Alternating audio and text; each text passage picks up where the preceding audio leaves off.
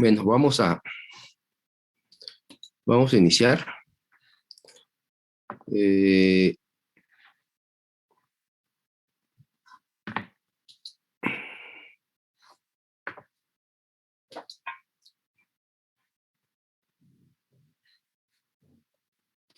Déjenme abrir Classroom para empezar.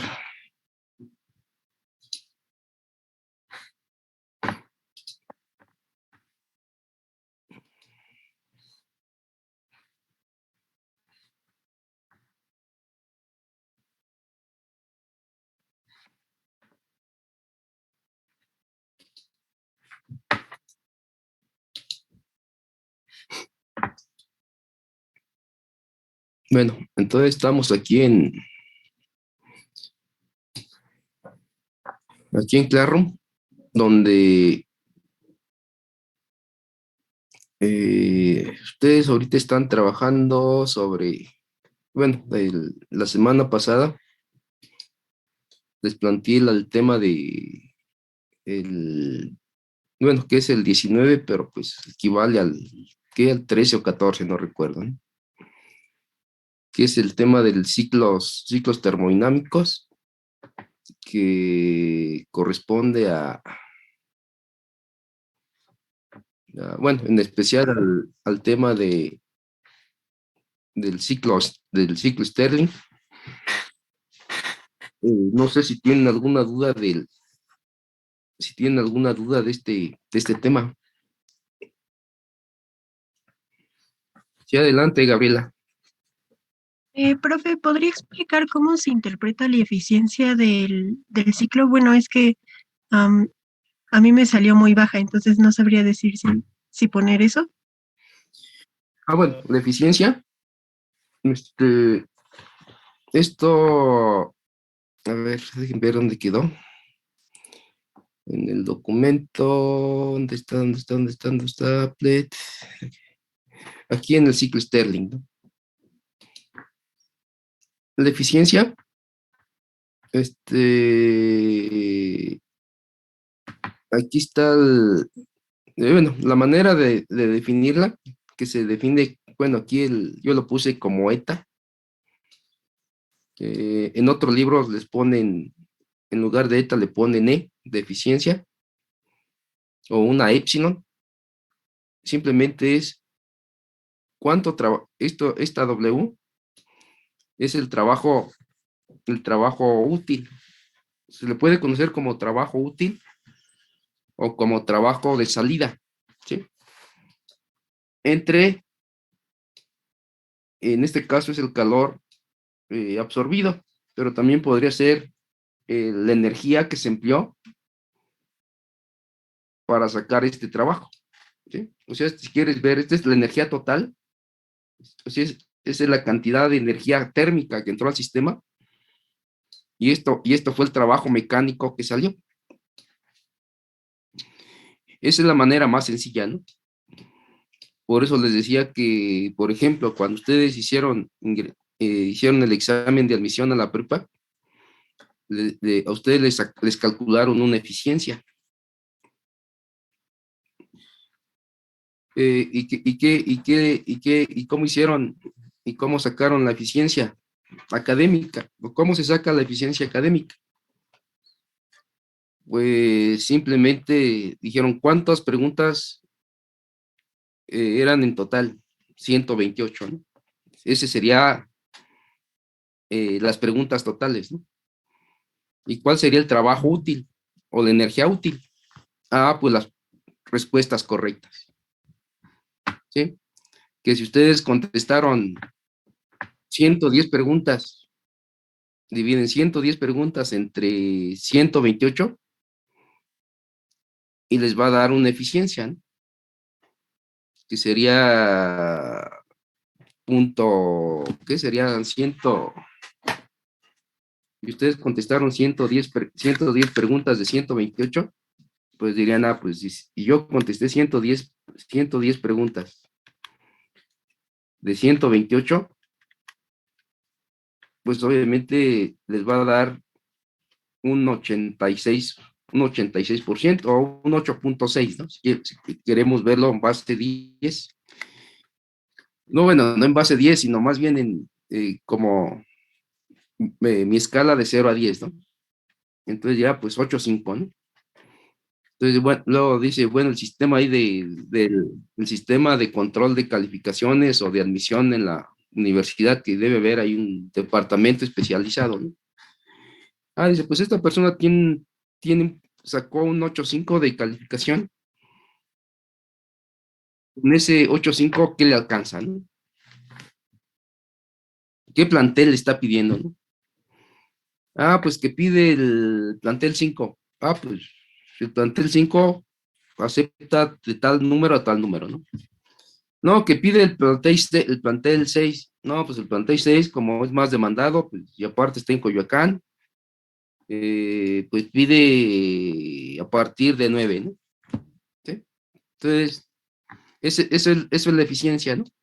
El trabajo que sale entre la energía que invertí para realizar tal trabajo, ¿no? Y les dije que la eficiencia de los motores, bueno, y otra manera de calcular la eficiencia, otra manera esta ecuación de el trabajo útil entre el calor que entra, otra manera de calcularlo es comparando la temperatura alta menos la temperatura baja, ¿sí? Es decir, la temperatura que fue cuando fui en la expansión, menos la temperatura a la cual se realizó la expansión, y divido entre la temperatura alta, ¿no? O sea, aquí estoy haciendo un porcentaje también de temperaturas, ¿sí? Entonces hay dos maneras, utilizando el trabajo que salió entre el calor que se absorbió o el calor que empleé para sacar el trabajo, o eso equivale, esto es igualito hacer la resta de temperaturas entre la temperatura alta, es decir, también estoy haciendo aquí un porcentaje, o simplemente esta ecuación, pues la pongo igual a esta, ¿no? Simplemente divido TB entre TB, TAB entre TAB, pues me queda 1, ¿no? Menos TC entre TAB, ¿sí? Que es algo como un cálculo de un error porcentual. Simplemente digo, pues divido la temperatura de CD entre la temperatura de AB y lo que salga se lo resto a 1, ¿sí?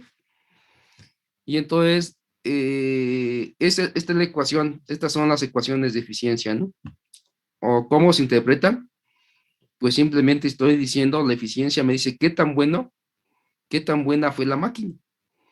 Para las máquinas térmicas, esto lo vemos acá al final, cuando hago el cálculo, que está aquí, dice yo vi que el trabajo que saqué son 20 litros, 20 logaritmo de 2, ¿no? Está por acá. ¿Y cuánto ingresó? Pues 60, ¿no? Bueno, aquí lo hice de esta manera, por si nada, pues todo este se va con este, ¿no? Y me queda 20 entre 60, es decir, son 2 sextos. Y entonces, pues eso es igual a un tercio, ¿no? ¿Qué significa un tercio? Que esta máquina es un tercio de eficiencia. Pues si dividen 1 entre 3, pues ¿cuánto les va a quedar? Pues les va a quedar el 33.33%. Es decir, la eficiencia de esta máquina es del 36%. Y obviamente, pues es muy bajo. Y esa es una característica de los motores de combustión interna, ¿sí? Es muy bajo. ¿Eso qué significa? Que de cada 100 joules que absorbe la máquina, solamente 33 se transforman en trabajo. El 67% se queda como energía interna.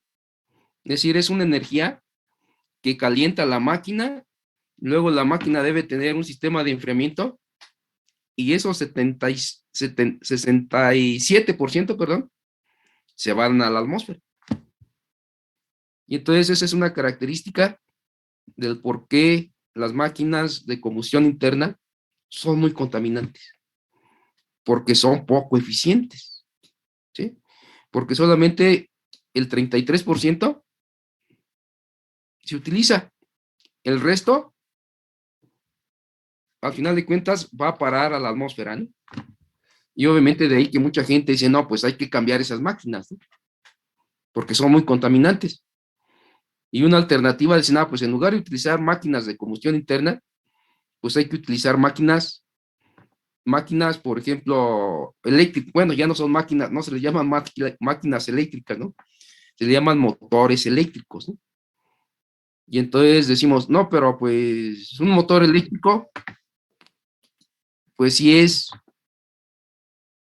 eh, sí ya no contamina tanto, pero vamos a ver que sean súper eficientes, tampoco lo son. Y aparte utilizan pilas.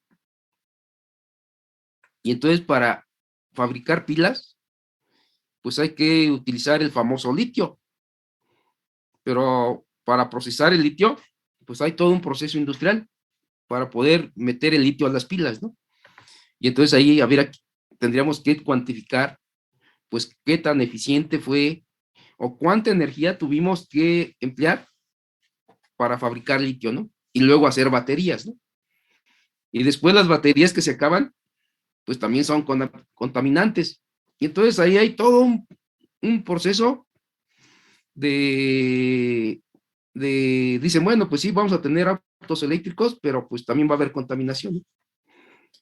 Otra gente dice, no, no, no, pues hay que utilizar mejor las energías que tenemos gratis. Bueno, eso de gratis es muy discutible, ¿no? ¿Cuál es? La energía del viento y la energía solar. Y de ahí dicen, pues hay que inventar un auto solar, ¿no? De hecho, hace varios años, en la Facultad de Ingeniería, hubo un grupo de gente de los últimos semestres, o ya de los últimos semestres de ingeniería y sacar un auto solar y concursaron y creo que ganaron ahí algún premio, ¿no?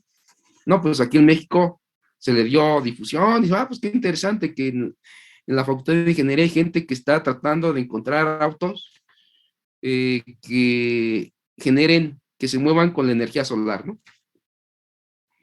Pero el problema ahorita de esos autos es de que no alcanza la potencia que se alcanzan con los autos de combustión interna. Todavía al menos los autos híbridos, ¿no? Que son los que ustedes saben que los híbridos, pues también tienen una batería. Mientras la batería esté cargada, funciona el auto con batería, ¿no? O sea, de manera eléctrica, ¿no? Se acaba la batería, se descarga la batería, entonces entra el combustible y a través ahí de procesos de que después vamos a ver cómo se puede cargar una batería. Bueno, vamos a ver el proceso, ¿no? La batería se vuelve a cargar y entonces deja de consumir combustible, ¿no? Por eso es un híbrido.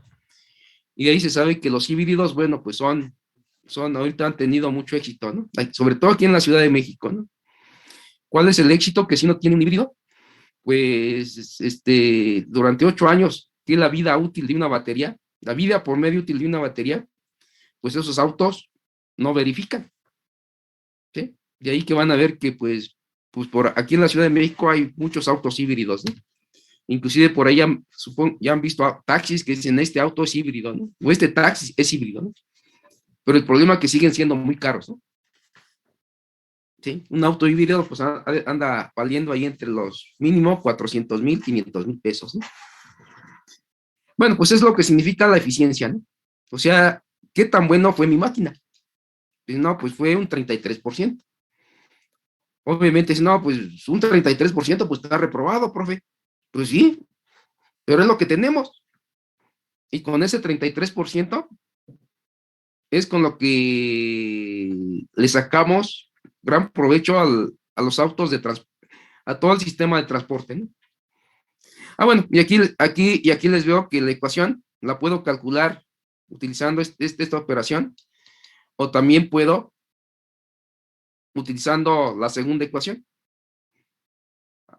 Al 1 le resto la división de la temperatura baja entre la temperatura alta, que es 300 entre 450, me da 1 menos 2 tercios, y llego a lo mismo, se fijan, ¿sí? Ahí demuestro que esta ecuación equivale a esta ecuación. Obviamente, si me preguntan, ¿y de dónde sales y cómo hago para ver que esta ecuación equivale a esta ecuación? Para ello tengo que recurrir a la segunda, a la, a la segunda ley de la termodinámica. Y eso, bueno, esas leyes las voy a mencionar. Bueno, es muy fácil de mencionarlas. Yo ya les dije la primera ley. Me dice, la primera ley me dice que el calor que le doy, la energía térmica que le doy a una máquina, pues la máquina la va a transformar en trabajo. Pero para que la energía térmica sea transformada en trabajo mecánico, la máquina se tiene que calentar. Y ese calor que se queda en la máquina se le llama energía interna. De ahí que la termodinámica me dice que el calor o la energía térmica va a ser igual a la suma del trabajo mecánico realizado o transformado más la energía interna. Después viene la segunda ley. ¿Qué me dice la segunda ley? Pues me dice la segunda ley que dice, bueno, pues si tú ya sabes que la energía térmica se va a transformar en trabajo más energía interna, y entonces ahí la segunda ley, una manera, hay varias maneras de expresarla, ¿no? Pero les voy a hablar de la parte técnica de la segunda ley. Dice, si tú sabes que la energía térmica se transforma en trabajo más energía interna, la pregunta es, ¿habrá una máquina perfecta? ¿Cómo que una máquina perfecta? ¿sí? Que todo el calor se transforme en trabajo. Y la energía, y la energía interna sea cero. Es decir, habrá una máquina que transforme la energía térmica en trabajo. Y en ese proceso de transformación, la máquina no se caliente. La segunda ley me dice no. No existen las máquinas perfectas. Existen las máquinas eficientes. ¿Sí? Y después viene, bueno, hay gente que dice que es la tercera ley. Y dice, bueno, cómo voy a saber cuándo un sistema es más eficiente que otro? ¿O cómo puedo saber cuándo una máquina va a ser más eficiente que otra? Ah, pues cuando una genere más trabajo que la otra, ¿no? Bueno, eso sí ya me lo dice la segunda ley. No, no digo, pero quiero saber por qué. ¿Por qué la máquina es más eficiente que la otra? ¿O por qué una máquina saca más trabajo que la otra, ¿no? Ah, pues entonces ahí se recurre a un concepto muy padre, que se llama el concepto de entropía, o entropia, como le llaman en otros libros, ¿no? Y la entropía, entonces, es un fenómeno, al final de cuentas, es una magnitud física y es una magnitud estadística que va a estar muy relacionada con los estados, lo que le llaman estados,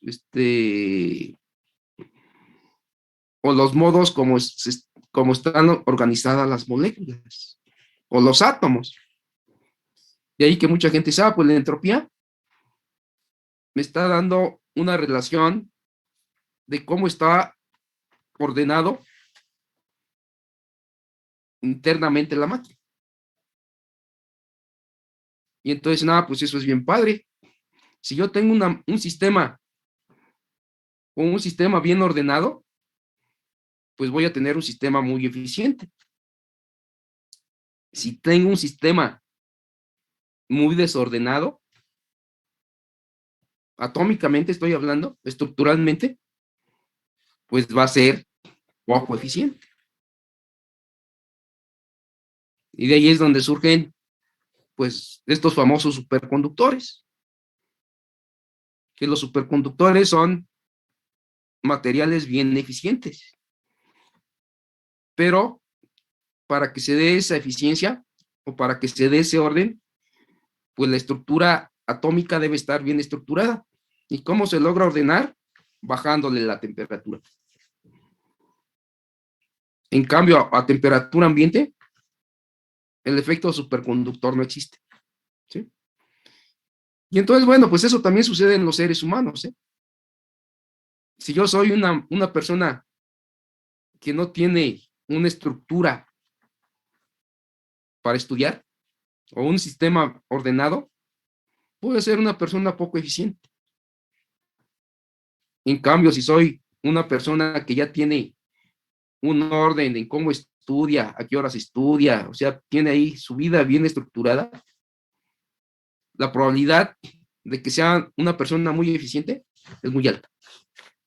Eso se han cuantificado, ¿eh? Tanto en los sistemas físicos como en los sistemas sociales. ¿Sí? Y entonces, y es bien interesante hablar de entropía, ¿no? Bueno, de aquí ya te di un montón de explicaciones, no sé si que te quedó claro por qué la eficiencia, las eficiencias en las máquinas reales van a ver que anda alrededor de los 30%, ¿eh? De los superautos que ustedes conocen, son eficiencias muy bajas. A lo mejor dicen, no, pues los autos más eficientes son los de Fórmula 1. Sí, son máquinas excelentes, ¿no? Que, que pueden alcanzar velocidades de 350, 360 kilómetros por hora en la recta, ¿no? Bueno, pero son máquinas, si ustedes ven los costos de una máquina, de un auto de Fórmula 1, son máquinas carísimas, que aparte utilizan combustible especial, utilizan diseños especiales, y sí se alcanzan esas velocidades, pero van a ver que la cantidad de combustible que consumen aparte es combustible especial, ¿no? No es de la gasolina Magnum o la gasolina Premium que utilizamos, ¿no? ¿Sí? Son prototipos, ¿no? Y también les dije que, bueno, pues ahorita el sueño es de que en un futuro los autos Tesla van a ser la panacea, ¿no? ¿Por qué? Porque son autos eléctricos, que son muy eficientes. Pero el problema que si ven ven el costo de un auto convencional o de los que vemos en la calle a un Tesla, pues van a ver que son autos en precio muy, muy diferentes, ¿no? Y entonces, pues a la conclusión que he llegado es de que mientras exista petróleo, pues se van a seguir utilizando estos autos, ¿no? Por más que digamos, si hay que utilizar un auto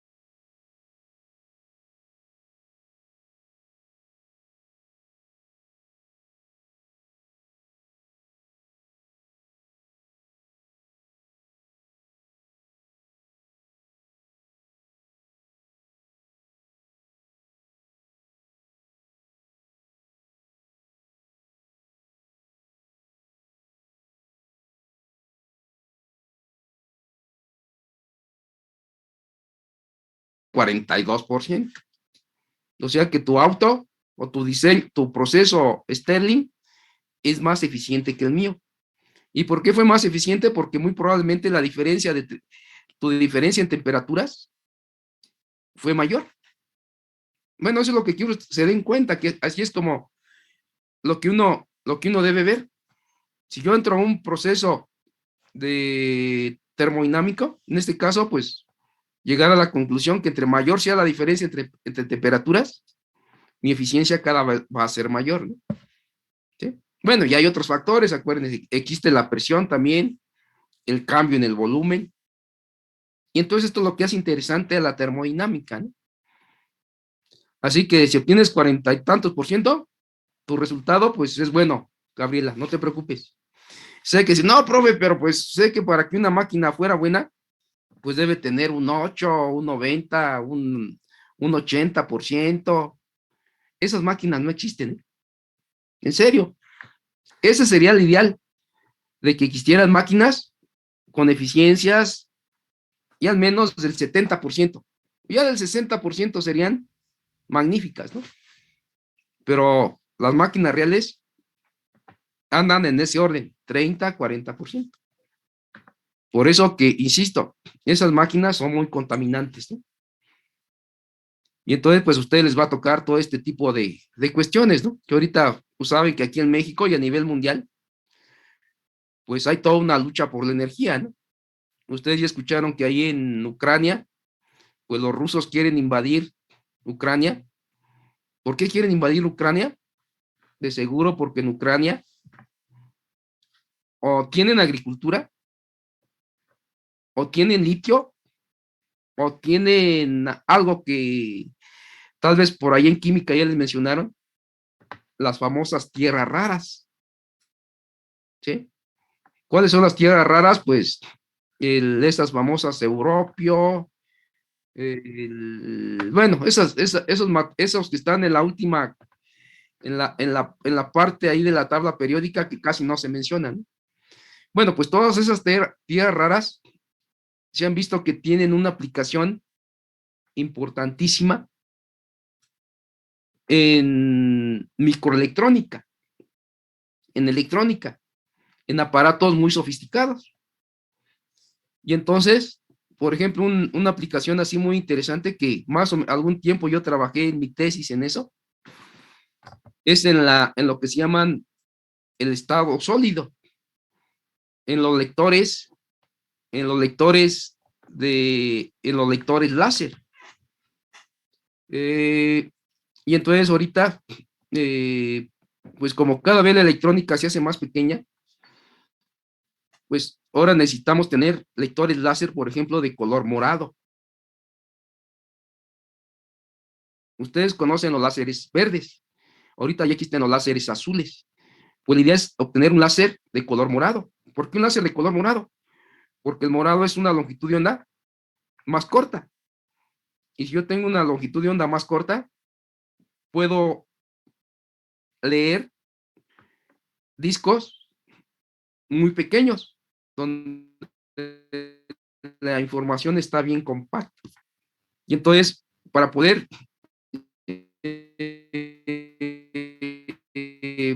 pasar de un láser verde a un morado, ahí hay que entender un poquito de mecánica cuántica y de ver cómo se dan las transiciones ópticas. Y eso se logra, aunque no lo crean, y esos fenómenos se dan en las famosas tierras raras. ¿Sí?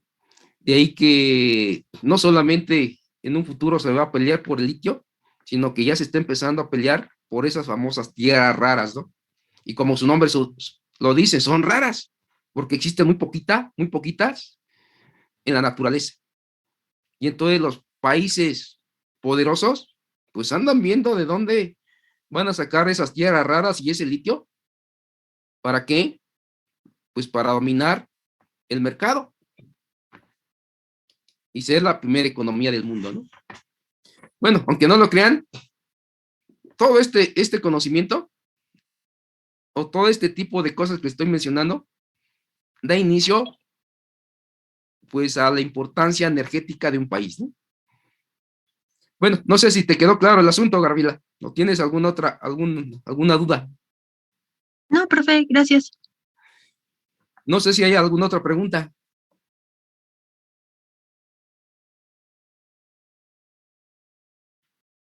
¿Alguna otra pregunta? Bueno, ahorita a, vamos a empezar a darle más forma bueno, pues regresemos a Classroom.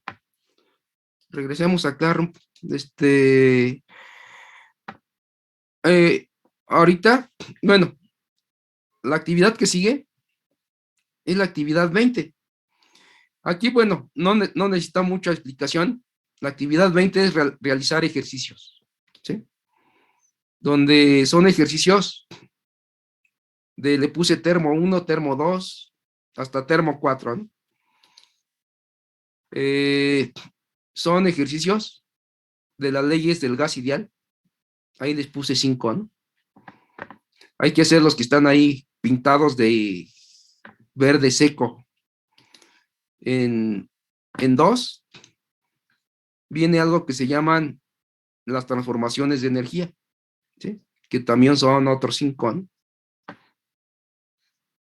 En termo 3, algo que se llama calor latente. Esto sí no hemos hecho prácticas, y esto sí va a ser muy importante que ahorita le expliquen cuáles son las ecuaciones que se refieren a esto de calores latentes, ¿no? Que también son muy importantes esto de calores latentes. Y el termo 8, pues es lo de los ciclos termodinámicos, ¿no? Son ciclos termodinámicos, que son 1, 2, 3, 4, bueno, aquí ya me puse 1, 2, 3, 4, aquí puse 6, son 21 ejercicios, ¿no? Y estos son muy interesantes, ¿no? Donde aquí, de nuevo, si tienes tú un ciclo termodinámico, calcula el trabajo, ¿no? Bueno, son 21 ejercicios. Y bueno, y esa es la actividad que sigue, ¿no? Para después ver las 3 últimas unidades, los 3 últimos conceptos que se refieren a fuerza, a todos estos de fuerza, la fuerza eléctrica, ¿no? O la fuerza electrostática. Entonces, ahorita lo que vamos a hacer es pues empezar a ver de manera más formal pues todos estos conceptos, ¿no? Entonces nos vamos a pasar al pizarrón. Pero antes de pasarnos al pizarrón, aquí hay dos chismes. Bueno, no son chismes, son dos noticias, ¿no? El día de hoy se va a hacer lo que se llama el consejo técnico. Se va a reunir los consejeros técnicos. Ya les dije que los consejeros técnicos son los representantes de los profesores de los 22 colegios. Y esos 22 profesores van a votar si regresamos ya a clases. O sea, se regresa a clases el próximo lunes. Y por ahí, bueno, se va a discutir algo que se llama el protocolo de regreso, ¿no? Y entonces ahí se va a hacer la discusión, se va a hacer la votación, y pues la mayoría es lo que va a ganar, ¿no? Si la mayoría de los consejeros técnicos dicen no regresamos, no regresamos, ¿no? Pero si dicen sí, pues sí regresamos, ¿no? Y se piensa regresar de manera escalonada, ¿no? Es lo que he escuchado, ¿no? Pero yo mañana les diré el chisme más completo, ¿no? ¿Cómo estará el regreso? Si el regreso va a ser obligatorio o tanto alumnos como profesores, vamos a tener la libertad de decidir si vamos o no vamos a clases presencial. Supongo que debe ser así, pero bueno, no lo sé. Y entonces pues hay que estar expectantes a ver qué sale de este consejo técnico, que va a ser hoy a las 12 del día, ¿no? Y ya pues hay que estar ahí pendientes a ver qué dice la dirección. Bueno, ahorita la dirección ya a los profesores nos mandó un mensaje que llenemos una encuesta de qué pensamos del regreso a clases, ¿no? O sea, ahorita el plantel quiere hacer la encuesta y ver cuántos profesores estamos dispuestos a ir a dar clases y cuántos no. Yo ya les mencioné que yo soy de la idea que hay que regresar, ¿no? Pero bueno, vamos a ver qué dice la encuesta, ¿no? Y ya discutiremos eso, pues, mañana, ¿no? A ver cómo va a quedar el regreso. Bueno, y hay otro, pero hay otro, bueno, eso queda pendiente mañana, ¿no? Pero hay otro comentario, hay otra actividad que me están pidiendo que se las haga llegar. El día de ayer les dije que, pues, aquí se lo leo, ¿no? Me llegó ayer este mensaje, que este es el profesor este profesor Alan, creo que es un profesor de química, y es el que se encarga de coordinar a la gente a los profesores que somos tutores del área 1, ¿no? Y entonces me están pidiendo que por favor les pida que, que contesten ustedes esta encuesta. Yo ya contesté mi encuesta, ¿no? Hay una encuesta para tutores, hay una encuesta para alumnos, ¿no? Y entonces aquí, si le dan clic aquí, pues es una encuesta, pensé que iba a ser muy larga, pero van a ver que les piden cosas muy rápidas, ¿no? Dice, cuestionarios para alumnos del programa institucional de tutorías de las entidades académicas del UNAM. Bueno, pues aquí les piden, digan, ¿de qué escuela perteneces, no? Pues van a ver que estas tutorías existen en todas las escuelas. Yo pensé que solamente existía en la prepa y CCH, ¿no? No, pues ponen Escuela Nacional Preparatoria, ¿no? Luego dicen, ¿en qué semestre? Bueno, nosotros no somos semestres, somos tercer año, ¿no? No, perdón, somos sexto año, perdón. Porque edad, pues ahí ponen su edad, ¿no? Pues 15 años, ¿no? Bueno, ya ustedes saben andar entre 16 y 18 años, ¿no? Eh, ¿qué, ¿De qué sexo son? ¿Masculino o femenino? Pues ustedes dicen. Y nada más les hacen dos preguntas.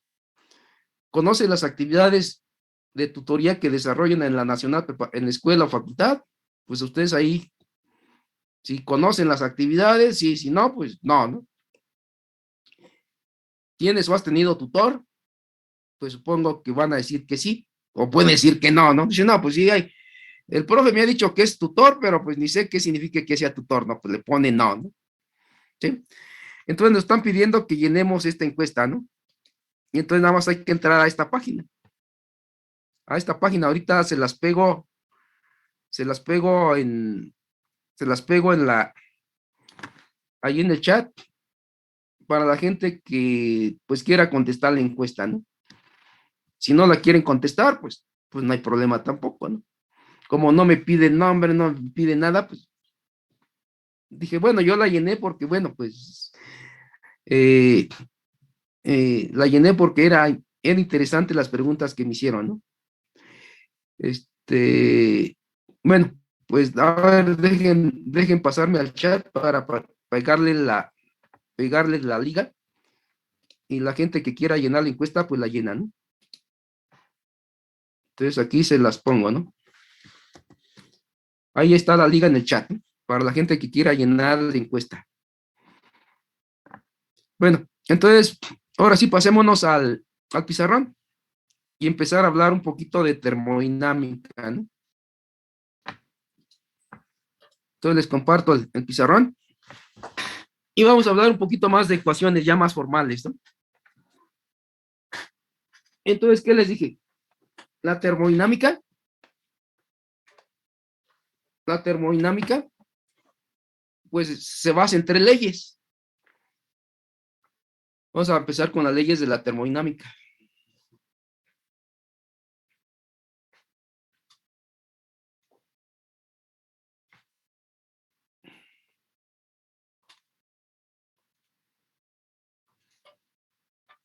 Bueno, existen la primera ley, o la ley cero, perdón. De hecho, en muchos libros van a ver que existe la ley cero, o menciona la ley cero. ¿Sí? Aquí existe ley cero. ¿Qué me dice la ley cero? Dice, pues, de que si yo tengo un sistema, si tengo dos sistemas, lo voy a representar así, con un cuadrito así en forma de bloque, ¿no? Donde aquí tengo el sistema 1 y aquí tengo el sistema 2, ¿sí? Y este está a una temperatura 1 y este está a una temperatura 2, donde acuérdense, ya sabemos que es la temperatura, ¿no? Pues es la que proviene de la energía cinética de las moléculas. Eso ya lo vimos en teoría cinética, ¿no? Dice, pero ¿qué pasa si la temperatura 1 es mayor a la temperatura 2? Es decir, que este está a 10 grados centígrados. Bueno, vamos a ponerle a 100 grados centígrados. Y este está a 36, que es la temperatura del cuerpo humano, ¿no? Es decir, aquí te dicen, ¿qué pasa si yo soy el sistema y este está hirviendo? Pues ustedes saben que si yo pongo mi mano, si yo me atrevo y pongo mi mano acá, pues ¿qué le va a pasar a mi mano? Pues se va a quemar. ¿Y por qué se va a quemar? Pues porque de aquí a acá va a haber una transferencia de energía térmica. Así de simple, ¿no? O como ustedes dicen, pues me quemé porque estaba muy caliente, ¿no? O porque hubo un flujo de calor del agua caliente a mi mano o a mi cuerpo, ¿no? Y eso es lo que dice la ley cero, que siempre la energía térmica va a viajar de lo caliente, va a viajar de lo caliente a lo frío, y nunca al revés, ¿sí? Y eso pues por experiencia ya lo sabemos, ¿no? O igual, otro ejemplo, ¿cuál sería? De la vida cotidiana. Dice, bueno, pues ahora, ¿qué pasa si ahora, por ejemplo, ahora yo estoy el sistema 1 soy yo, es decir, estoy a 36 grados, y ahora el sistema 2 es hielo, que está a 0 grados centígrados el hielo. Pues cuando ahora yo pongo mi mano en el hielo, pues, ¿qué va a pasar? Pues que ahora mi mano se debe enfriar, ¿verdad? ¿Y por qué se debe enfriar? Ah, pues porque ahora el hielo me va a quitar calor, ¿sí? Y entonces, de nuevo, el calor viaja de lo más caliente a lo más frío, y nunca al revés, ¿no? Y esa es la ley cero, ¿no? Si quieren, es una ley, pues, hasta inclusive empírica, ¿no? Que siempre pasa eso, ¿no? Bueno, y entonces siempre aquí la conclusión es del calor, del calor siempre viaja, o la energía térmica siempre viaja de lo caliente a lo frío, y nunca al revés, ¿sí? Bueno, ¿qué me dice la primera ley? Ah, pues dice, como yo sé que el calor siempre viaja de lo caliente a lo frío, pues ¿qué pasa si ahora yo tengo una máquina? Tengo una máquina, imagínense que ahora el sistema es una máquina térmica, le voy a poner así, una máquina térmica, y a la máquina térmica le doy calor, y a esta máquina le pongo rueditas, ¿sale? ¿Cómo le voy a dar calor a la máquina? Ah, pues que queme gasolina, ¿no? Y al explotar la gasolina, pues lo que va a hacer que estas ruedas, aquí se va a generar una fuerza, y este auto se va a mover, ¿sí? Es decir, recorrió una distancia. Y entonces, pues como este auto se movió, entonces digo, pues este auto, cuando pasó de aquí a aquí, pues hizo trabajo. ¿Por qué? Porque hubo una fuerza, y esa fuerza fue capaz de que el auto se moviera. Y entonces me dice la primera ley de la termodinámica. Entonces un auto lo que hace, que la energía térmica la transforma en trabajo mecánico. Este es trabajo mecánico. Pero cuando llegue aquí, voy a ver que esta máquina va a estar muy caliente. Y entonces digo, pues es de que también hubo una ganancia en la energía interna. ¿Sale?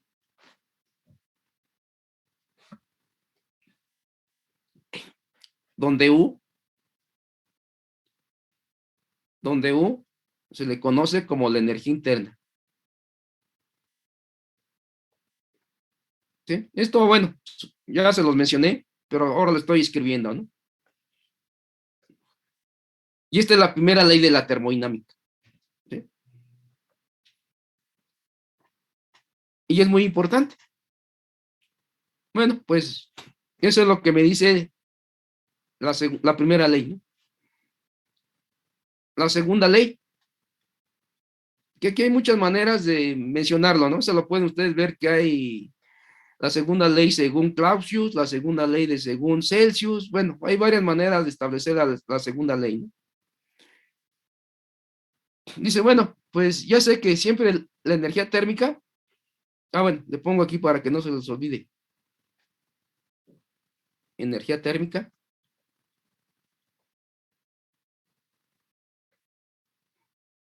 trabajo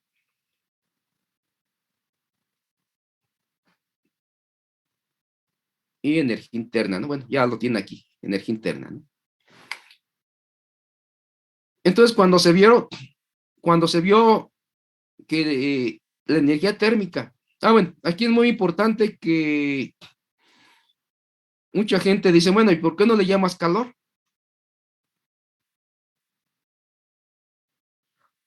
Bueno, aquí ya es, pues más bien es por cuestiones históricas, ¿no?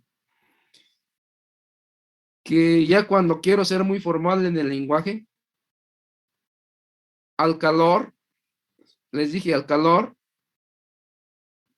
voy a hablar de calor más bien no a la manera de cómo se transforma, cómo se transmite la energía interna, la energía térmica. De ahí que van a ver que existen varios tipos de calores, esto ya se lo mencioné, ¿no? Pero bueno, se los escribo, ¿no? Puede haber calor por conducción, por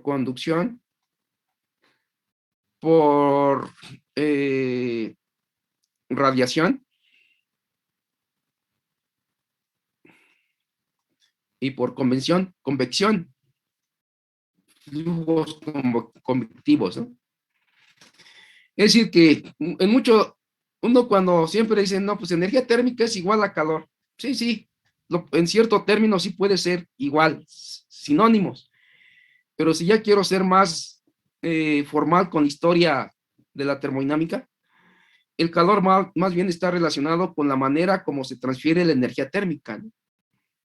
¿Cuándo voy a hablar de un calor por conducción? Ah, pues cuando yo pongo mi mano en el hielo me va a quitar calor porque mi mano está en contacto con el hielo, entonces ahí se va a dar una conducción directa, ¿no? Bueno, ese sería un ejemplo de conducción. ¿Y cómo se transmite el calor por radiación? Ah, pues por radiación sería que ahora por ejemplo, este fuera el Sol y esta fuera la atmósfera. Y entonces, ¿por qué se calienta la atmósfera? Si del Sol a mi atmósfera no hay un medio que conduzca. Ah, pues ahí se va a transmitir por ondas electromagnéticas. Y eso sería radiación, calor por radiación. Y significa que la energía térmica no necesita un medio para transmitirse, sino que se transmite a través de ondas electromagnéticas, ¿no? ¿Y cuál es la por convección? Ah, bueno, pues convección es cuando, por ejemplo, cuando se calienta el agua. Que el agua, dice, si yo tengo aquí un ejemplo muy característico de convecciones, imagínense que aquí tienen ustedes un vaso de agua, ¿no? ¿Sí? Aquí hay H2O y aquí hay calor. Aquí le aplican calor o energía térmica, ¿no? Y entonces van a ver que primero esta capa que está aquí, primero se va a calentar. Y al calentarse esta capa, se va a hacer menos densa que las capas que están arriba. Y entonces esta capa va a subir. Luego la siguiente capa va a bajar y se va a calentar. Y entonces, ¿qué va a pasar? Que aquí el agua se va a calentar por etapas o por capas. Y entonces las capas que se calientan se hacen menos densas y suben. Y entonces va a empezar el agua a hacer esto, a generar flujos convectivos. Y así es como se calienta también la atmósfera, por convección. Y entonces, bueno, pues eso solamente se los menciono porque es muy importante que tengan en cuenta esto, ¿no? Porque, bueno, pues esto no lo vamos a ver, ¿no? Nada más, de hecho, nada más vamos a ver por conducción, por radiación y convección, eso ya no hay tiempo de verlo, ¿no? Bueno, entonces, ¿qué es lo que me dice la segunda ley? De que ya sé que el calor se transforma en trabajo más energía interna. Y entonces me dice la segunda ley, ah, pues aquí es donde se define la eficiencia. Me dicen, pero esta máquina, ¿qué tan buena es? Ah, pues dicen, para ello hay que definir la ETA. O si no le quieren llamar ETA, llámenle una E de eficiencia, ¿no? Pues simplemente digo, ah, pues el ejemplo que les puse, ¿no? Ah, pues aquí yo le lancé 128 preguntas, ¿no? Bueno, a ponerle Jules, ¿no? Y yo contesté 110.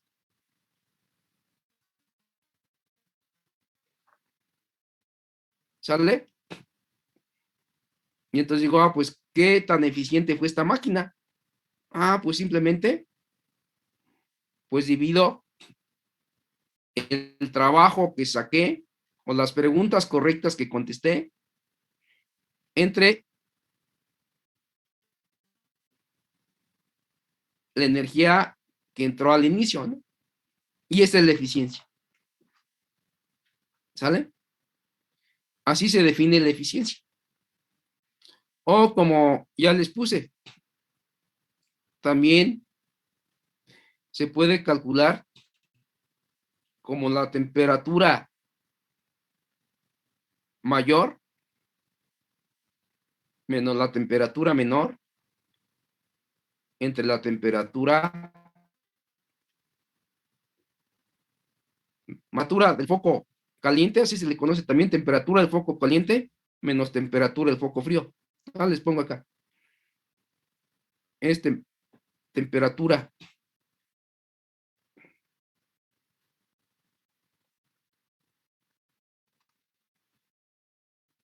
de foco caliente, o simplemente póngale temperatura alta y T2, temperatura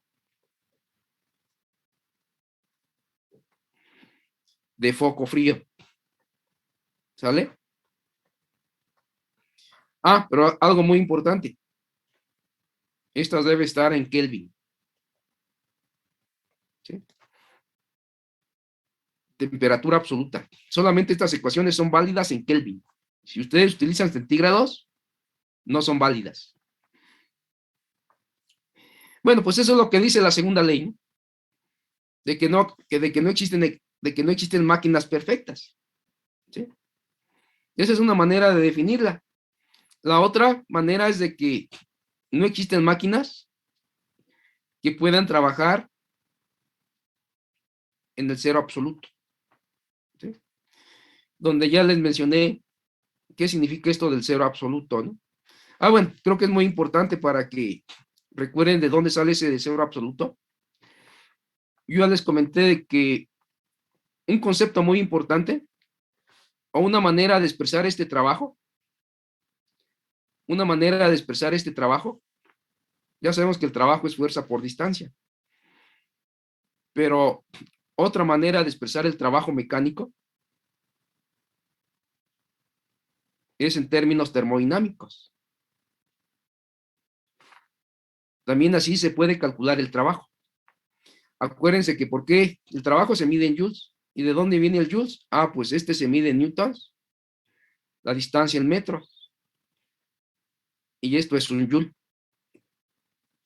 ¿Sale? Pues igual, si yo multiplico a la presión por el volumen, también me va a dar joules. Y vémoslo. ¿La presión en qué se mide? Ya les dije, esto es igual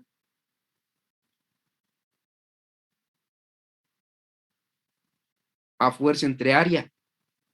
¿Sale? Y el volumen,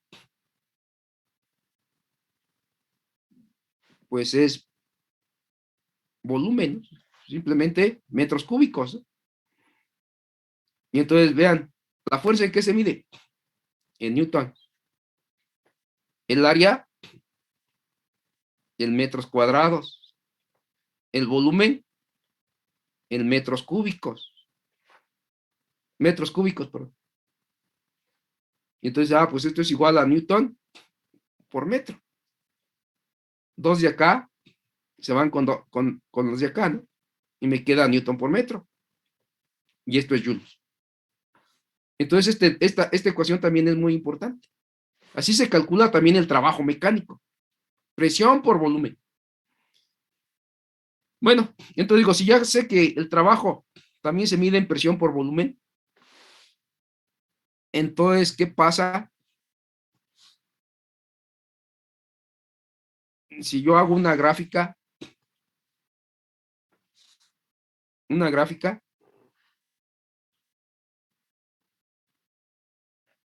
donde hago el experimento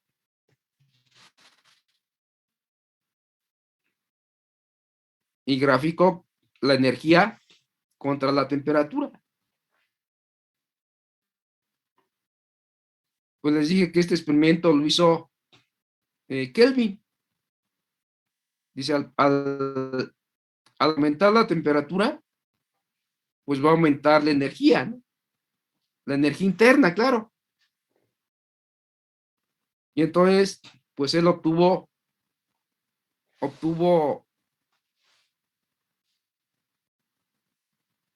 lo siguiente. Vio que a mayor temperatura,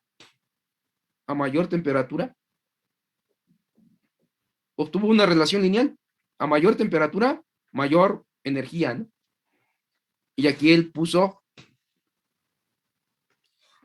dijo, aquí está 0 grados centígrados, ¿no? Aquí está mi origen, este es 0 grados centígrados. Lo dijo, bueno, ¿y qué pasa pues si tiene sistemas más fríos? Entonces él dedujo,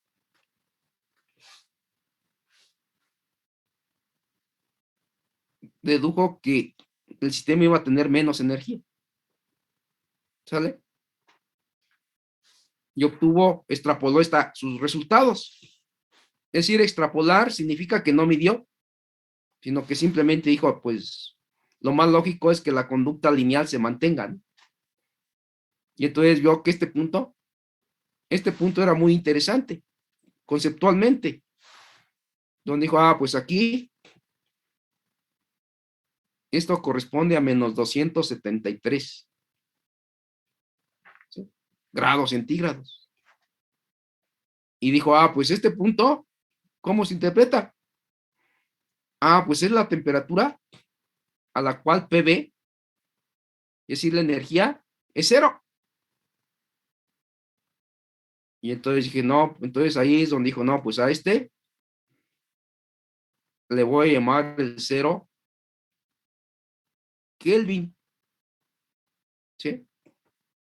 Al 0, pues le voy a llamar 273 Kelvin. Y si por aquí están los 100 grados centígrados, es decir, el punto de ebullición del agua, pues este va a ser 373 Kelvin. Si por aquí están la temperatura ambiente, pues puedo determinar la temperatura ambiente en Kelvin. Y aquí Kelvin, pues encontró su escala, ¿no? Y dijo, pues la temperatura Kelvin va a ser igual a la temperatura centígrada más 273. ¿Sale? Y entonces, bueno, pues aquí a este punto hace referencia también la segunda ley de Newton. Es decir, ¿qué pasaría si yo tuviera una máquina que pudiera trabajar en el cero absoluto? Pues todo el calor se transformaría en trabajo, ¿no? Y tendría una máquina perfecta. Pero se ha visto que, pues, al menos no se ha podido llegar al cero absoluto, ¿no? ¿Sí? Y eso pasa, insisto, con los superconductores, ¿no? Que si yo tengo un superconductor, por ejemplo, aquí a menos 200 Kelvin, pues ahí se da un fenómeno muy interesante, que es el fenómeno superconductor, ¿no? Pero si estoy a temperatura ambiente o a 0 grados centígrados, el efecto superconductor no se da, ¿no? Bueno, ya cuando estemos hablando ahí de electricidad y magnetismo hablaremos un poquito de superconducción, ¿no? Bueno, pues todo viene desde acá, ¿no? De este Kelvin. Y vio que esta ecuación y esta ecuación, bueno, sobre todo esta ecuación, las eficiencias se deben utilizar en Kelvin y nunca en centígrados, ¿no? ¿Sí? Bueno, después, algo importante también que salió de aquí, algo importante que salió de aquí, pues fue lo que también se dedujo. De aquí salió la ley del gas ideal. ¿Por qué? Porque dice, ¿qué pasa si yo hiciera este experimento y le pido a Excel que me saque la línea de tendencia? Pues simplemente, ¿qué me daría la línea de tendencia? Pues simplemente me quedaría, al final de cuentas, esto, que P por B está en proporción directa a la temperatura. Que si la temperatura aumenta, la energía aumenta. Si la temperatura disminuye, la energía disminuye. Eso es lo que significa esto se llama directamente, este símbolo significa proporcional. Y entonces digo, pues eso significa que P por B es igual a una constante por T. Que si yo quiero pasar de una proporción a una igualdad, tengo que determinar esta constante de proporción. Y entonces simplemente me dicen, pues si tú divides P entre B entre T, eso siempre me va a dar un número constante. Y esta es la ley del gas ideal. ¿Sale? Donde ya después, bueno, esto se puede colocar así, ¿no? Dicen, pues si tú estás en un estado inicial, con una presión inicial, con un volumen inicial, entre una temperatura inicial, pues te va a dar una K. Si ahora cambiaste la presión a un estado final, a un volumen final y a una temperatura final, pues según esta ley te debe dar la misma K. Lo que significa, pues que como esta K es igual a esta K, pues simplemente de aquí dices, pues de aquí obtengo una de las ecuaciones del gas ideal, que es esta, ¿no? P1V1 entre T1 igual a presión 2, volumen 2, entre T2. ¿Sale? Y esta es una de las ecuaciones, esta es una forma de las ecuaciones del gas ideal. Existe otra. ¿Cuál es la otra? Pues cuando esta acá se vio que está relacionada con el número de moles y se demostró que también esta ecuación, esta acá, depende del número de moles que le pone N, pero también depende de una constante universal del gas ideal. De ahí que otra ecuación que van a conocer como ecuación del gas ideal es esta, ¿sí? Donde aquí esto se le llama el número de moles. Y esta es la constante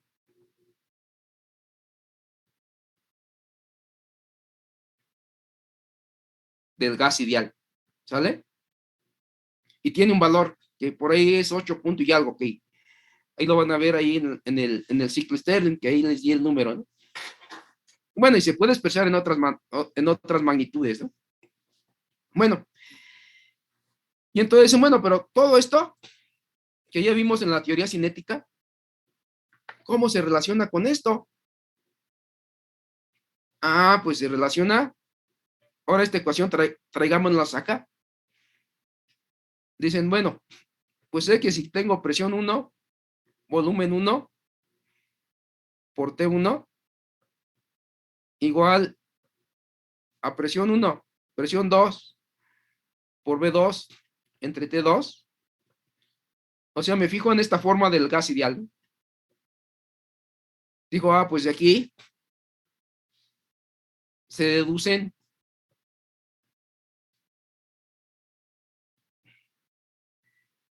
tres procesos. El isotérmico.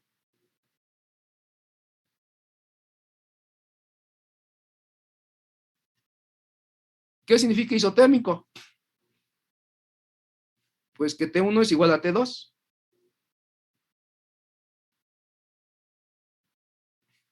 ¿Sale? Si T1 es igual a T2, este se va con este. Y se obtiene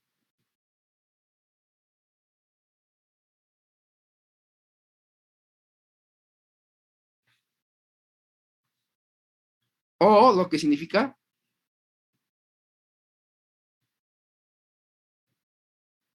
que es igual a una constante 1.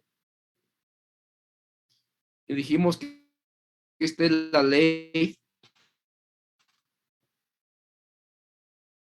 de Boyle. ¿Sale? Es un resumen de lo que ya vimos, ¿no? Ah, bueno, pero aquí se me acabó el espacio, ¿no? Entonces lo pongo acá mejor. De aquí va a haber isotérmico, ¿no?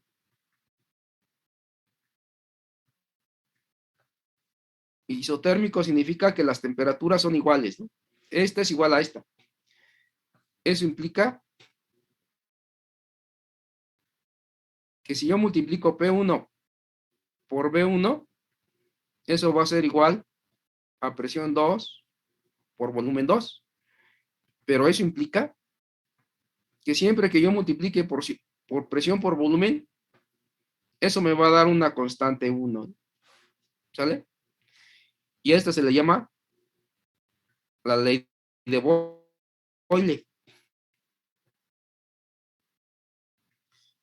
Dice, pero ¿cómo me queda para un proceso isotérmico? ¿Cómo me queda la primera ley? Otra manera de expresar esto, pero en términos de leyes de la termodinámica, sobre todo en la primera ley.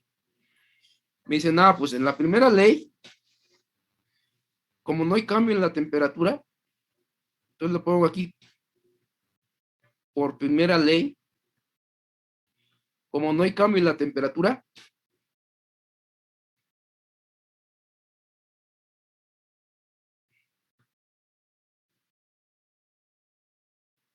no hay cambio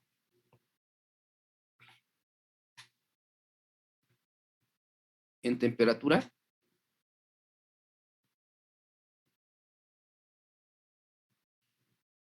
eso significa que delta T es 0.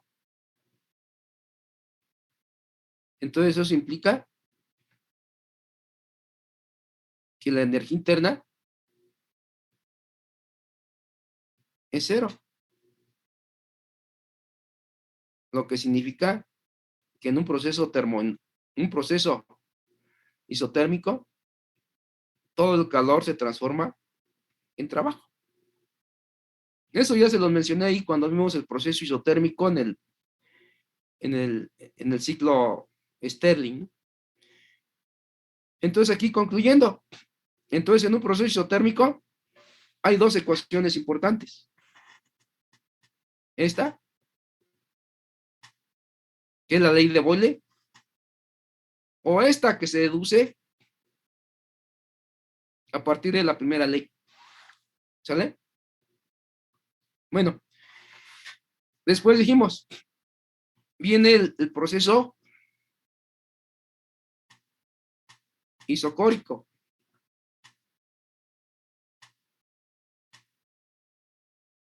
¿Qué dijimos? Un proceso isocórico. No hay cambio en el volumen.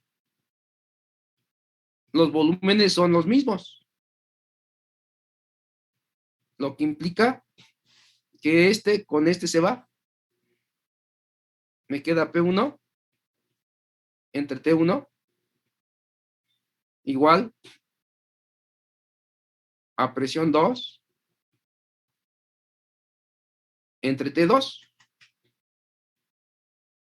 Y esto implica que si yo divido presión entre temperatura, eso me va a dar una constante 2. Si no necesariamente tiene que ser la constante 1, ¿no? Me da otro número, ¿no? Y a esto se le conoce, esta es la famosa ley de Guy.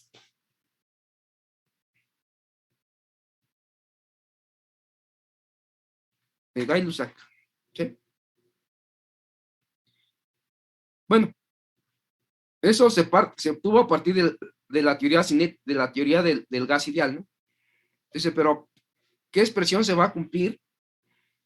O la primera ley, ¿qué forma adquiere para el isocórico? Entonces decimos, por segunda ley, por primera ley, perdón,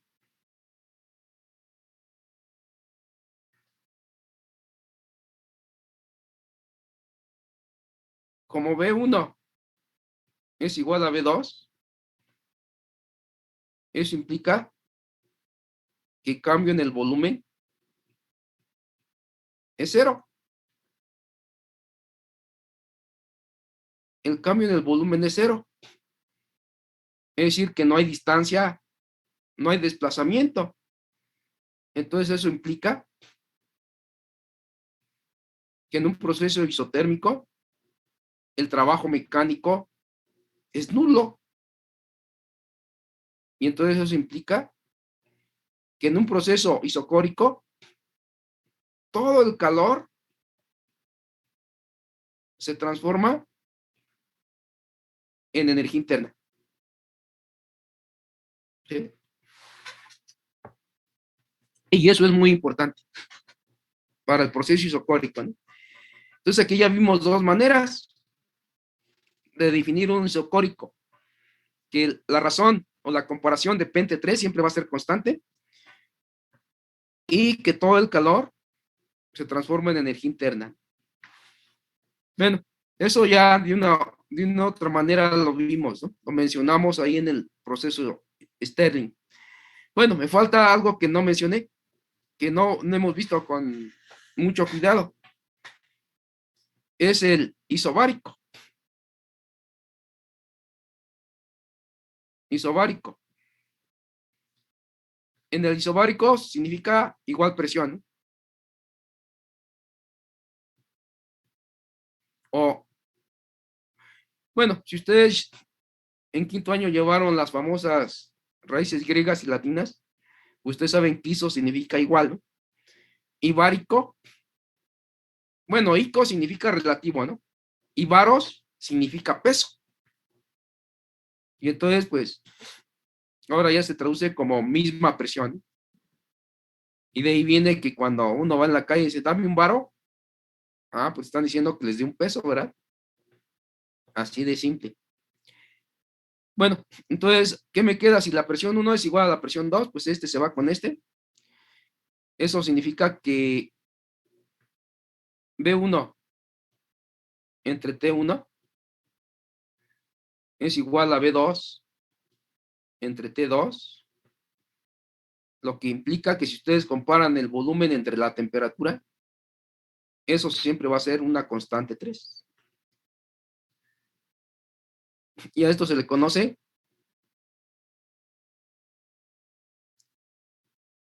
esta es la ley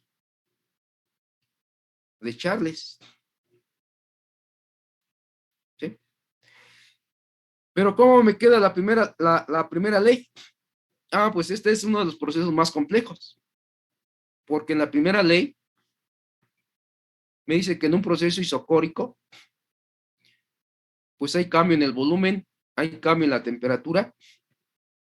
Entonces eso significa que en un proceso isobárico, la Q me va a quedar completa. Bueno, la primera ley se aplica como tal. El trabajo más la energía interna va a ser igual al calor, ¿sí? Entonces aquí no se simplifica. Pero aquí va a venir muy interesante. Y es una ecuación que no he mencionado. Donde decir, pues este calor se va a poder calcular conociendo la masa, la cantidad de masa que tengo, por el calor específico, por el cambio de temperatura. ¿Sí? Eso cuando realicemos problemas de proceso isobárico, vamos a ver cómo se define este calor. Este se llama calor específico.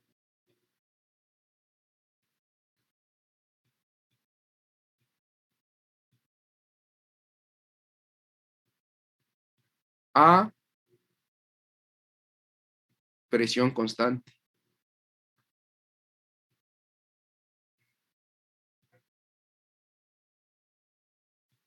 Presión constante. Eso es muy importante que quede claro. A presión constante.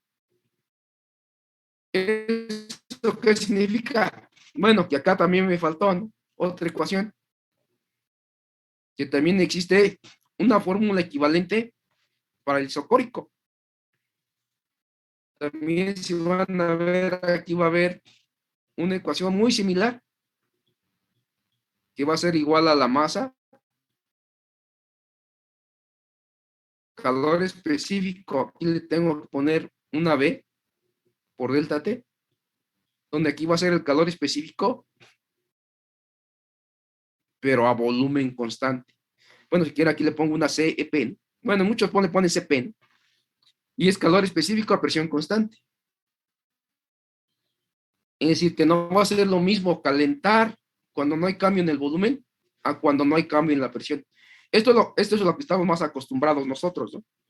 Nosotros cuando calentamos algo, por lo general siempre lo hacemos a presión atmosférica constante. Y esta ecuación va a ser muy importante. Bueno, y entonces, bueno, aquí está el proceso isobárico, ¿no? Entonces hay dos maneras, la ley de Charles o la primera ley de la termodinámica, ¿no? Bueno, y finalmente me falta un proceso que no mencioné, que falta aquí, es el adiabático.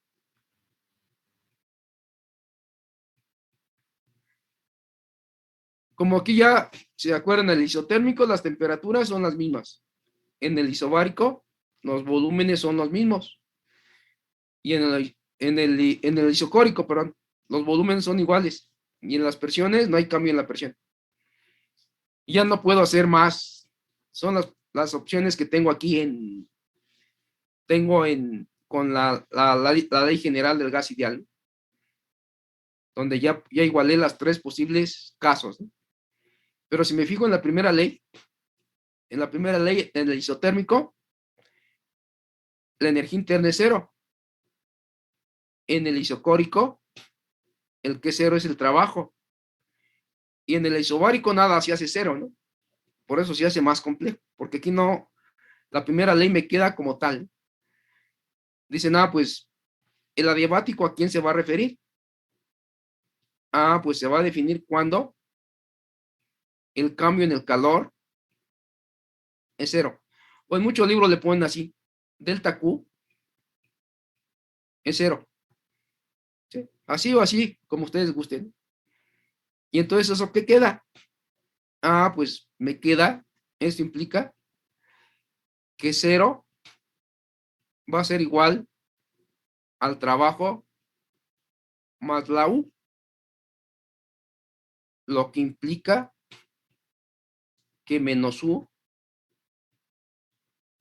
va a ser igual al trabajo. Y eso es muy importante, entender esta ecuación.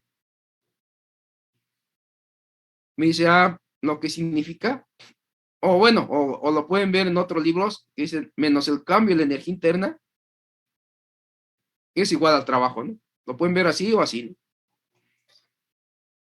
Y entonces dicen, bueno, ¿qué significa esto? Dicen, pues que yo puedo hacer trabajo disminuyendo mi energía interna. ¿Sí? Obviamente, para que eso ocurra, mi sistema debe estar aislado, que no permita que al sistema entre o salga calor. ¿Y eso qué significa? Algo muy común para ustedes, pues es los famosos termos, ¿no? Si ustedes analizan ¿un termo qué es? Pues un termo es un vaso, ¿no? Bueno, aquí no me va a quedar muy bonito, ¿no? Pero tiene doble capa y se aísla, ¿sí? Y se aísla. Y aquí hago vacío. ¿Y para qué hago vacío? Pues si aquí hay un calor, imagínense, aquí hay un calor 1 y acá afuera que está la atmósfera, está un calor 2, pues lo que no quiero que este calor o este calor caliente al vaso. Entonces llega aquí el calor Y como aquí no hay un medio, pues este calor no se puede transmitir por conducción, porque hay vacío. Dice, no, pero se puede transmitir por radiación. Ah, pues a este vaso, van a ver que este vaso está aluminizado, está como espejo. ¿Para qué? Ah, pues que si por ahí sale un rayo radiativo, rebote. Y entonces, pues logro tener un sistema aislado. ¿Y eso qué significa? Ah, pues que aquí hay mucha energía interna, que si yo la libero, esta energía interna puedo hacer trabajo. Ah, dice, qué padre, ¿no? Que yo a partir de mi energía interna puedo hacer trabajo. Y entonces eso aplica también en ciertas conductas humanas, ¿no? De ahí hay muchos ejemplos de que yo así defino la creatividad, que en ocasiones traemos tanta energía interna en nuestro cuerpo y que si la liberamos de manera adecuada, pues vamos a sacar trabajo útil. El problema es que muchas veces esta energía interna, pues no la sacamos de manera adecuada, ¿no? Y sacamos trabajos muy negativos, ¿no? Y entonces ahí hay ejemplos muy interesantes, sobre todo gente que hizo grandes progresos en la ciencia o en la poesía o en la escritura, que eran gente que sabían para que saliera su creatividad, se aislaban y a base de su energía interna hacían trabajo, ¿no? O algo muy práctico, si yo me gusta, si tengo mucha energía interna porque como mucho y no quiero que esta energía interna me traiga consecuencias, pues me pongo a correr. Y eso es lo que hace mucho la gente, los psiquiatras, que llega gente ahí con alteraciones conductuales, pues una manera es, dices, ponte a hacer trabajo, vete a un gimnasio o cómprate una caminadora, ponte a hacer ejercicio hasta que te canses y vas a ver que a base de tu energía interna, pues tu cuerpo lo vas a ejercitar. Y ya cuando termines de hacer ejercicio, pues todos esos conflictos internos que tenías, vas a ver que los vas a poder resolver, ¿no? Y eso se utiliza mucho en terapia, ¿no? Hay que estar activos, ¿sí? Y eso se ha visto. La otra vez, alguna vez conocí a un psiquiatra que tenía su consultorio en las zonas ricas de aquí del país, de la ciudad, por ejemplo, allí en las lomas de Chapultepec. Me decía, Daniel, es de que es bien curioso. Allí en las lomas de Chapultepec, pues me llegan pacientes que su problema económico ya está resuelto. O sea, son gente de dinero, ¿no? Que muchas hombres, muchas mujeres, pues ya no tienen que preocuparse por comer. Ya no tienen que salir y correr y subirte a transporte y rollos de esos, ¿no? Tienen ya tanto dinero que ya el dinero no les preocupa, ya su futuro económico está resuelto. Pero es muy curioso cuando el cerebro sabe que ya no tiene que luchar por ganar un salario. Dice, el cerebro es tan curioso que se empieza a inventar problemas. ¿Cómo que se empieza a... Sí, de pronto esta gente entra en una paranoia ahí, que ya no sabe qué hacer de su vida, que no le encuentra significado a su vida. Y entonces simplemente les digo, pues ponte a hacer ejercicio. O simplemente vete a una de estas asociaciones civiles y ve a ayudar a los pobres. Pero créate problemas. O, o toda esa energía que tienes, inviértela en algo y resuelve un problema, ¿no? Si tú ya tienes tu problema económico resuelto, pues ayuda a que otras gentes que no lo tienen pues lo resuelvan, ¿no? Y entonces, pues ya cuando ellas o ellos se dan cuenta que tienen que estar activos, ya cuando empiezan a trabajar, en apoyar, en hacer cosas, pues esas paranoias, esos miedos, esos huecos existenciales se van. Ah, dice, pues qué curioso, ¿no? Qué curioso.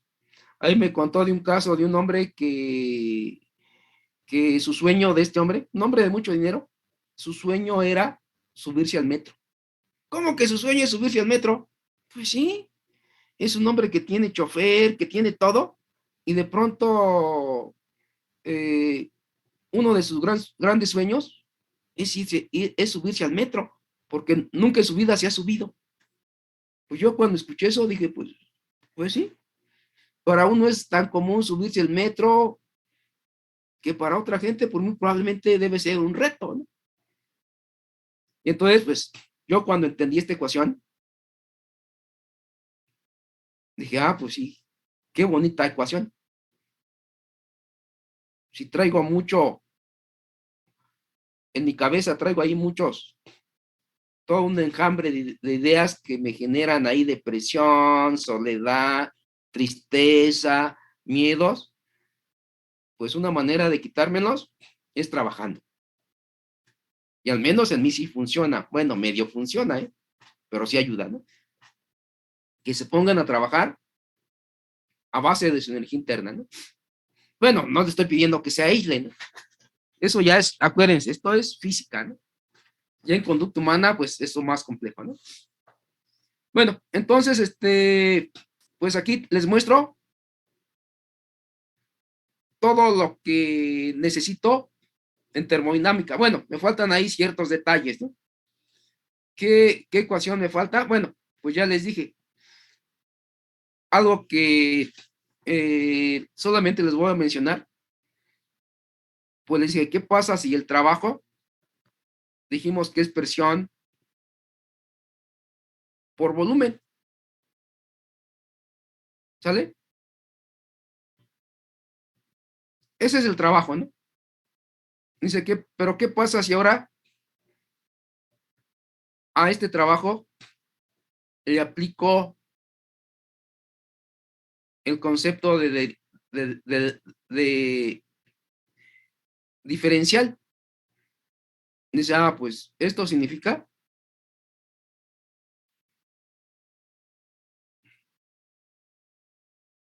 sacar una diferencial a ambos lados. Que si esto es de manera general, dice, ¿qué pasa si hay pequeños cambios en el trabajo? Pues va a haber pequeños cambios en la energía. Y digo, bueno, ustedes ya les enseñaron, no sé si ya les enseñaron cómo se saca la diferencial de un producto, que es muy similar a la de una derivada. Dijeron, pues esto es igual. Si yo tengo la derivada de un producto, pues esto lo veo como constante por esto, más ahora B por dp, ¿sale? Esa es la manera general, ¿no? Pero si considero, por ejemplo, si P es constante,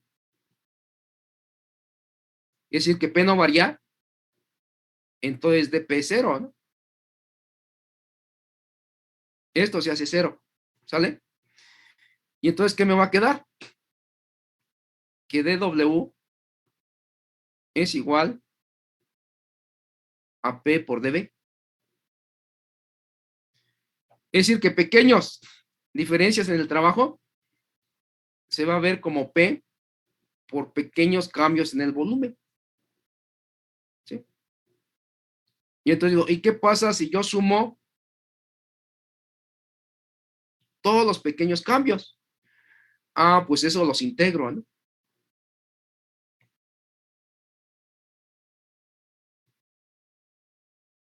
¿Sí? Los integro.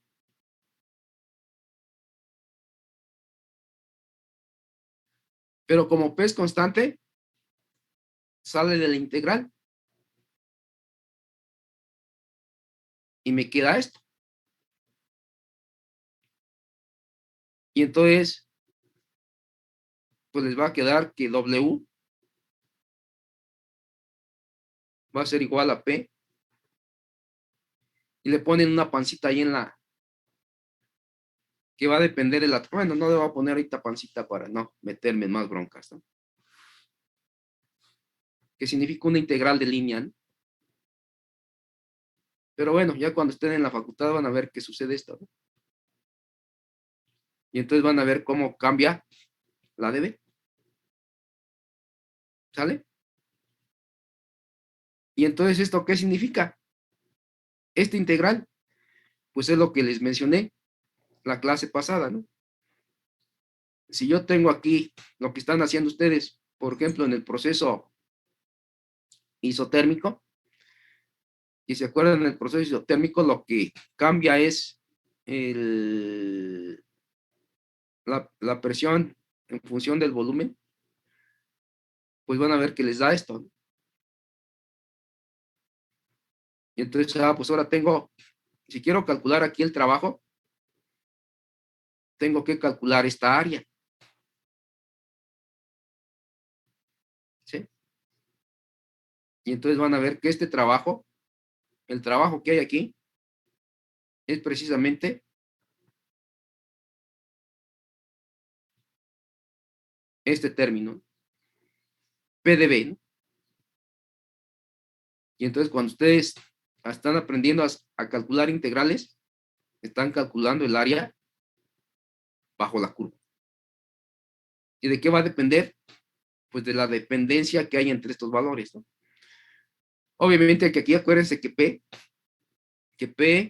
aquí acuérdense que P es igual según la primera ley de la termodinámica, la ley del gas ideal. P es igual a nRT entre B. Y entonces dicen, pues el trabajo va a ser igual a nRT entre B de B. Como nRT es constante en un isotérmico, y les va a quedar esta hermosa integral. Y esta integral, van a ver, les van a enseñar que esto es igual al logaritmo de B. Bueno, y si es definida, pues le van a agregar ahí una constante de integración. Y listo, ¿no? Y entonces se pone muy interesante. Y entonces es muy importante que al menos ustedes lleguen a la facultad con estas ideas, de estas ecuaciones, ¿no? Y bueno, y me falta ver cómo se utiliza esta ecuación, ¿no? Pero eso lo vamos a ver cuando resolvamos problemas. Bueno, ya son 9:30. Entonces aquí le dejamos y nos vemos pues mañana, ¿no? Que tengan buen día. Hasta luego, profesor. Gracias. Gracias, profe. Hasta luego. Gracias, profe. Sí, hasta Hasta luego, luego. profesor. Hasta luego.